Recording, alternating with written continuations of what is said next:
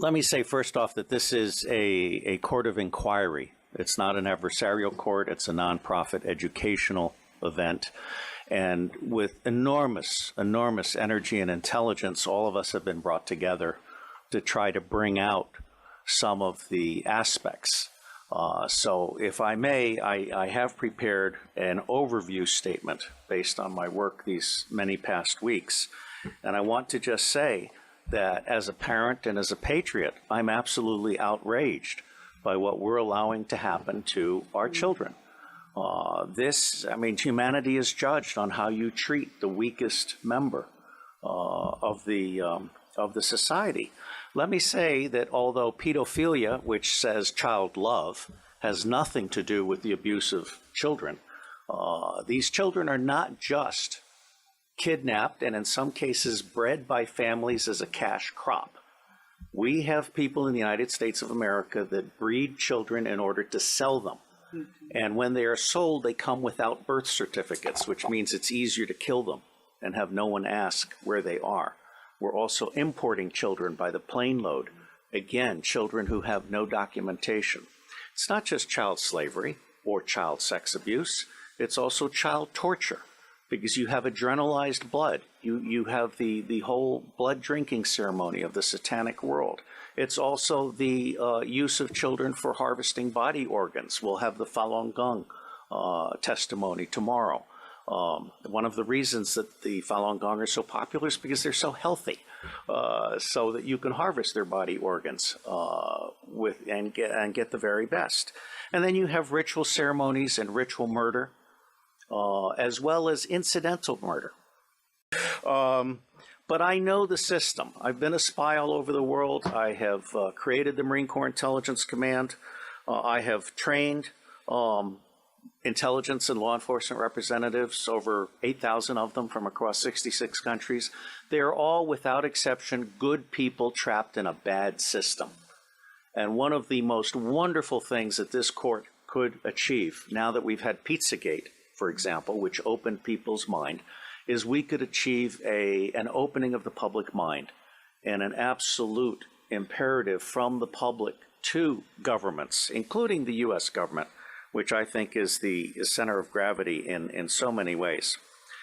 I have found in my research and preparation for this court and all of the work that will follow that most organizations that end up being used to prey on children, Oxfam is a recent example, all of the United Nations organizations, the Boy Scouts of America, all of the child services agencies across the United States of America, they did not start out as organizations to prey on children, but they attract pedophiles.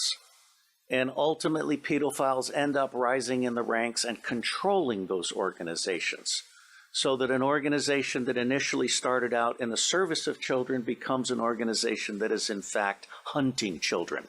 And one of our distinguished commissioners has written an absolutely wonderful book called Child Hunters, which I recommend to all of you as a brief on this.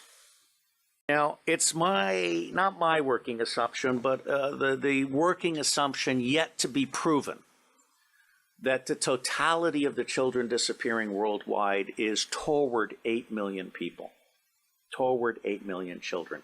In the United States of America, the acknowledged number, not counting the children being bred without birth certificates, not counting the children being imported without documentation, is between 600 and 800,000 a year. Now imagine Africa and East Asia and all these other locations. I personally believe that the number we want to try to document is rising well beyond the official figures, and we have yet to learn what the actual number is, okay?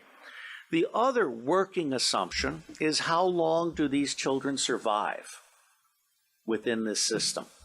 What I am hearing from the witnesses that I've talked to is 2 years.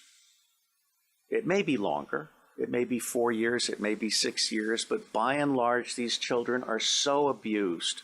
I mean, we're talking rapes by the hour and so forth, that they reach their expiration date within 2 years. And then they're murdered with impunity, or they're ritually murdered if that's what they've been bred for. So I think we need to document this. No one else has done this before in a systematic manner. This commission is rendering a signal service by seeking to do an overall view in the public interest.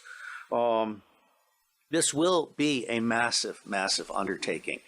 And while the preliminary attempt is to do a 6-month to 9-month endeavor, subject to funding availability and the availability of witnesses and also prisoners, there are a number of prisoners who can be debriefed, who, when properly debriefed by specialists, can really give a deeper understanding that has not been achieved by existing law enforcement and other agencies, because they simply treat these people when they catch them, in those rare instances when they catch them, as disposable goods to be thrown into prison and forgotten about. And tomorrow we will have some expert testimony from one of our commissioners who can speak to this far, far better than I.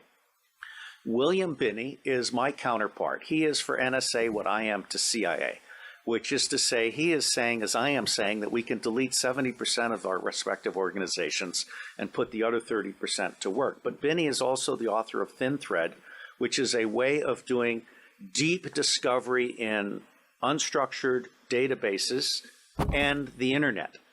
And so he is prepared to actually help us do pedophilia tracking worldwide.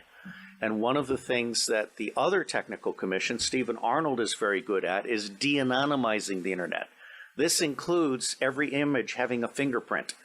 So you can take an image of a child being abused, and you can track that image through the dark web.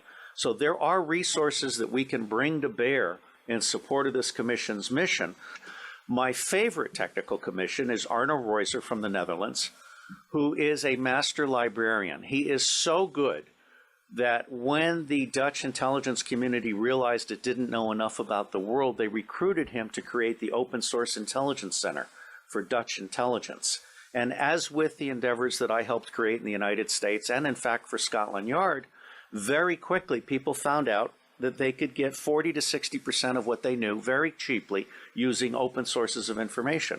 That's not what government intelligence agencies do today. They want to spend as much money as possible in the riskiest way possible on the most expensive way possible.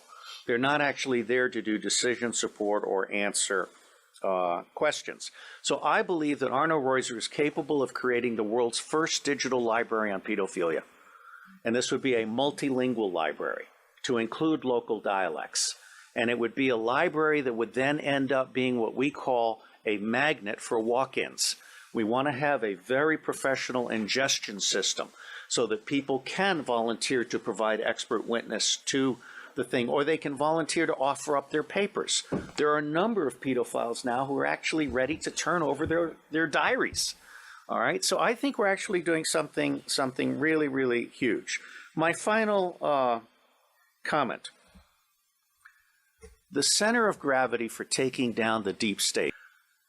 Pedophilia is both the induction glue. Pedophilia is how the deep state recruits and controls people. It is also the Achilles heel of the deep state. I believe that once the public realizes that the government is not protecting their children at a scale of vulnerability that we can articulate, then everything else about the government is called into question. All right? So for me, this is a truly righteous endeavor.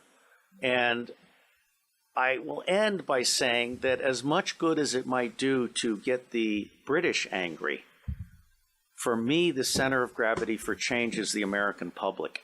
Because if you can get the American public angry, we will stop supporting dictators overseas. We will close all of our military bases overseas. I am on record as a former CIA operations officer as saying that our 1,000 bases overseas are not there for national defense. They're there to serve as lily pads for the smuggling of guns, gold, cash, drugs, and small children. So let me say I am proud to be in your company, and I believe that no matter what we do or do not do, it is going to make a difference. God bless you all.